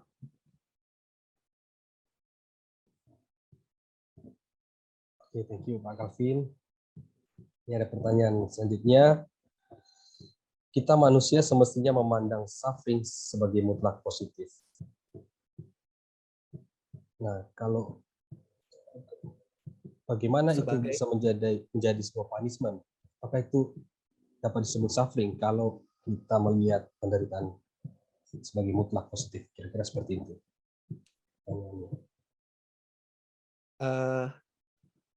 Bisa tolong dibacakan lagi itu pertanyaannya?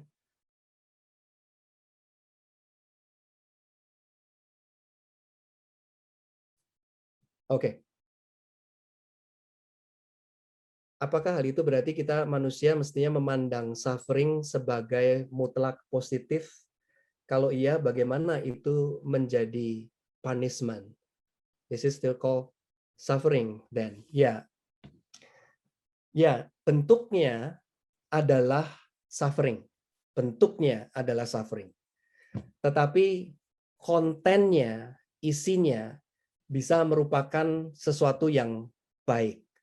Bukan murni punishment, begitu ya.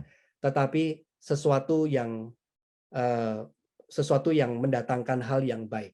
Tapi bentuknya itu suffering. Kalau itu adalah sebuah punishment, kalau itu adalah sebuah hukuman, bentuknya itu adalah tetap merupakan satu suffering.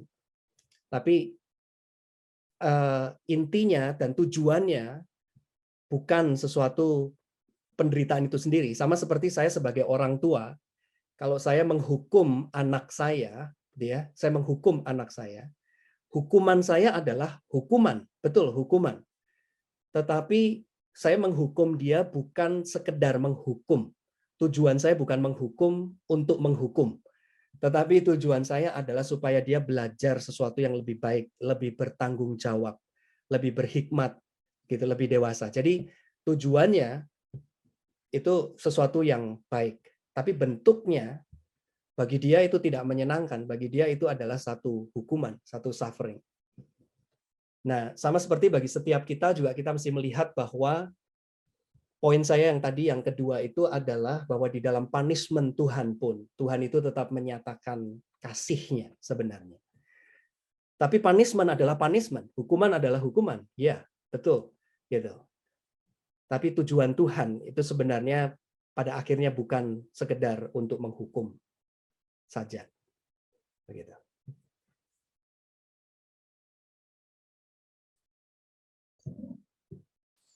Baik, kita masih punya waktu untuk beberapa pertanyaan.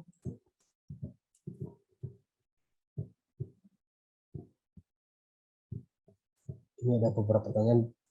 Beberapa ahli di bidang meminjam bencana sepakat bahwa tidak ada bencana alam karena semua bencana diakibatkan oleh tindakan manusia, baik sengaja maupun tidak disengaja.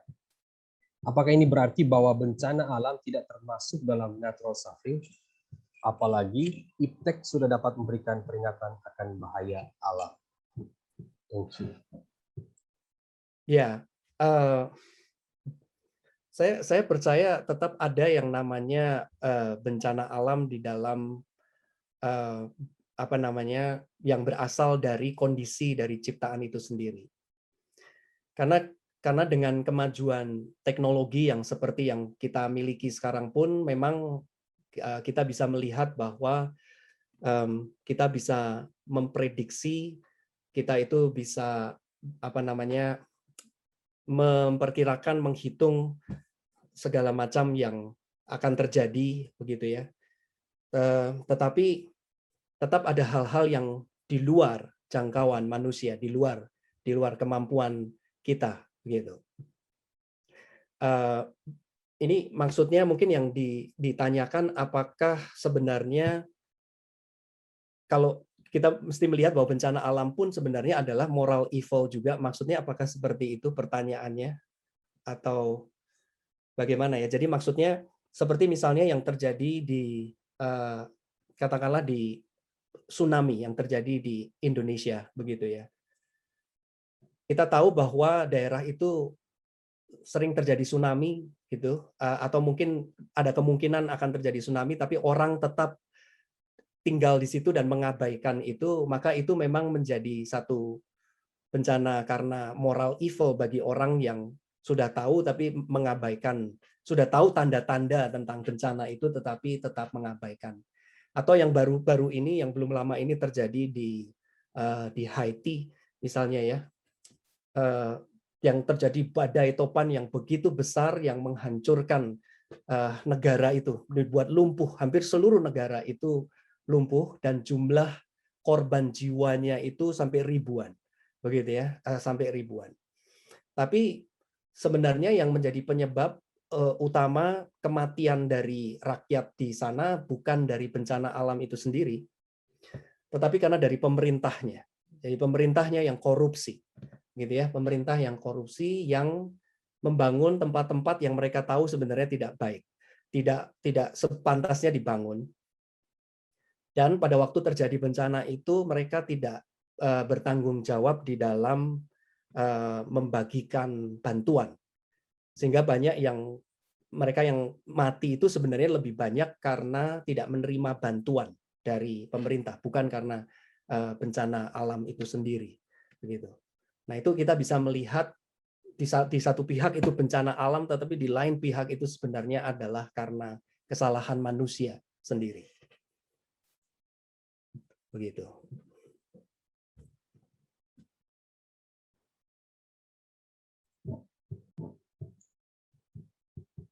Baik, kita masih punya waktu. Pertanyaan selanjutnya adalah pertanyaan tentang realita dunia. Realita dunia adalah begitu banyak suffering. Wow. Apakah berarti Tuhan gagal dalam menciptakan suffering untuk tujuan Dia?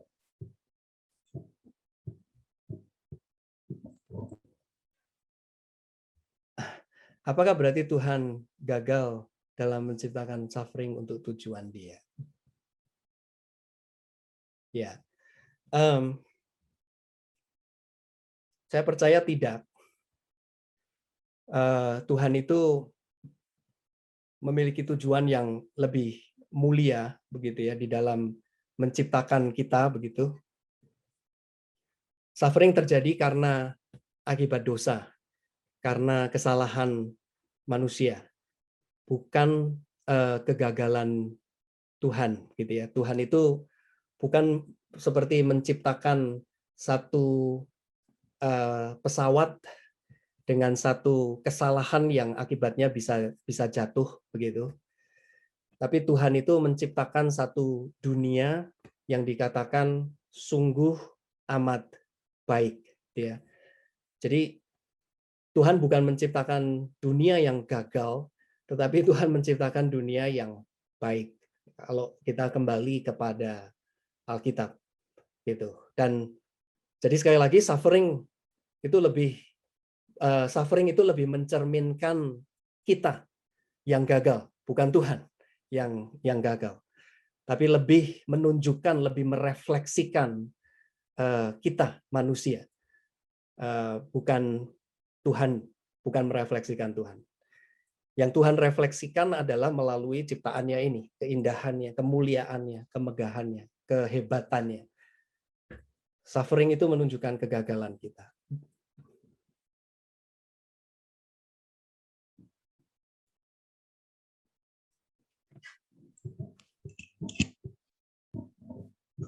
Baik, Pak. Semoga menjawab. Thank you.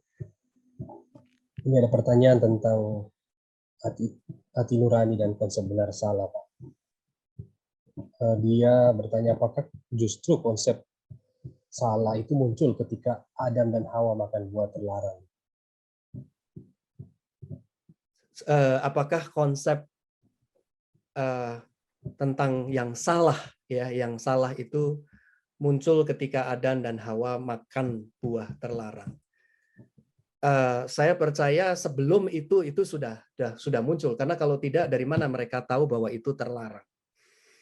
Karena Tuhan sudah memberitahu mereka di dalam Kejadian pasal 2 ayat 17, itu sudah diberitahu lebih dulu apa yang dilarang oleh Tuhan.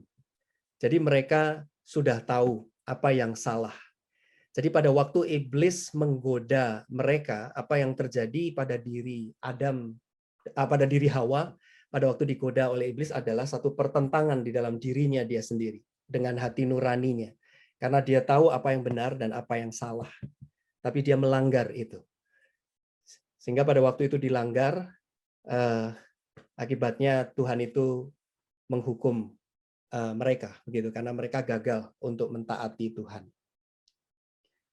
Jadi kalau ditanya apakah mereka sudah tahu yang salah sebelum jatuh dalam dosa, saya percaya mereka sudah tahu itu sebelumnya. Ya. Baik, Pak Calvin, ini ada pertanyaan selanjutnya, pertanyaan paling banyak ditujukan kepada Pak Calvin, yaitu apakah tubuh manusia akan tetap mati seandainya Adam tidak berdosa, atau tubuh itu hidup kekal? Apakah akan mati? Oh, oke. Apakah tubuh manusia akan tetap bisa mati? Maksudnya begitu ya, seandainya Adam tidak berdosa. Ya, saya percaya bahwa kalau kita melihat di dalam kisah, di dalam pasal di dalam 1 Korintus atau di dalam kitab Wahyu tentang, khususnya di dalam 1 Korintus ya, tentang tubuh kebangkitan itu, sesuatu yang diberikan kepada kita.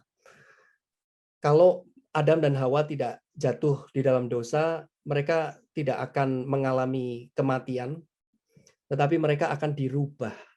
Mereka akan diubah menjadi tubuh rohani. Ya, tubuh kita ini akan dirubah menjadi tubuh rohani sehingga kita bisa tinggal di dalam langit dan bumi yang baru, yang membutuhkan karakter tubuh yang berbeda dengan tubuh yang sekarang ini. Kita membaca di dalam Kejadian 3 ayat 19 tadi dikatakan bahwa engkau diambil dari debu, dari tanah, dan kembali kepada tanah. Itu hukumannya Tuhan. Gitu kan ya, hukuman Tuhan. Sesudah manusia jatuh di dalam dosa. Kalau seandainya manusia tidak jatuh dalam dosa, barangkali ayat itu tidak akan ada. Gitu. Jadi kalau begitu, bagaimana? Tetap manusia itu dari debu memang. Itu sebabnya akan diubahkan. Karena Paulus bilangnya adalah yang jasmani, yang badaniah ini tidak akan mengambil bagian di dalam surga yang sifatnya rohani. Jadi kalau manusia tidak jatuh dalam dosa, kita tidak mengalami kematian, tetapi kita akan dirubah. Ya, kita akan diubah kondisi tubuh kita ini. Gitu. Baik, terima kasih Pak. Ini ada permintaan. Kalau masih ada waktu, apa bisa dijelaskan lebih detail mengenai death as punishment and gift yang tadi di skip? Ini masih ada waktu 3 menit lagi. Thank you. Saya ada waktu 3 menit ya. Oke.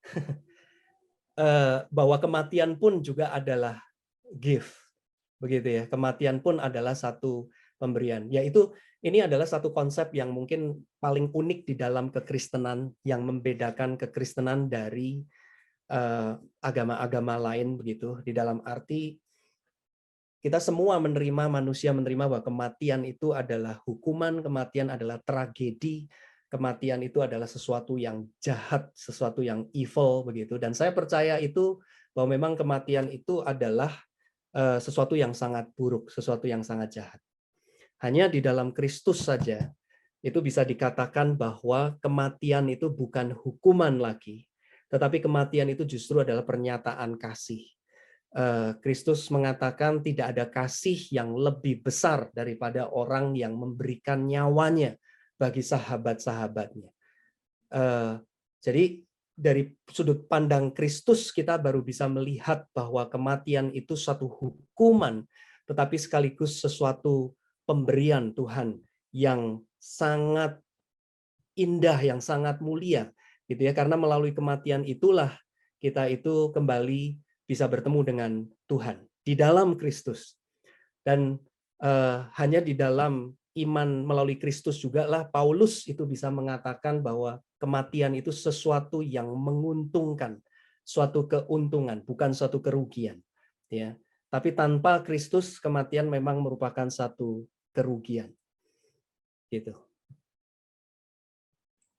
Baik, terima kasih untuk Pak Alvin buat jawaban-jawabannya, dan Bapak Ibu Saudara yang sudah bertanya di link yang sudah diberikan, dan kita akan mengakhiri sesi Q&A kita pada pukul 11.20, dan sekarang sudah tepat pukul 11.20, dan kita akan masuk ke pengumuman. Jadi Bapak Ibu diharapkan tidak untuk keluar, karena masih ada pengumuman dari kami.